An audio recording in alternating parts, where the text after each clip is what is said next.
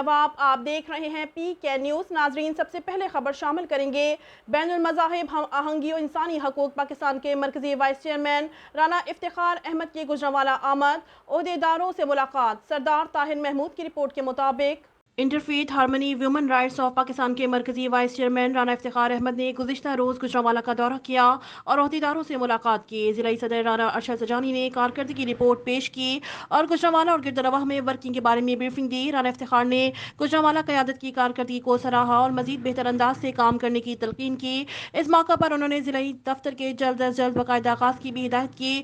ضلعی عہدیداروں سے گفتگو کرتے ہوئے رانا افتخار احمد نے کہا کہ فلاحی تنظیموں کا کسی بھی ملک کی بہتری کے لیے اہم کردار ہوتا ہے۔ فلاحی تنظیمیں ملک کی معاملات بہتر انداز سے چلانے میں حکومت کی معاون ہوتی ہیں۔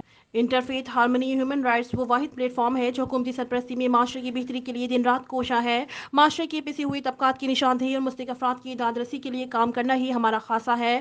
ہمارے ہر ممبر کی اس لحاظ سے بڑی ذمہ داری ہے کہ وہ عوام کی فلاح و بہبود کے لیے حکومتی اداروں کی معاونت کرے۔ اجلاس میں میاں شفیق، دلاور حسین، میاں اعجاز، ابوبکر، اشتیاق، علی کیانی اور دیگر بھی موجود تھے۔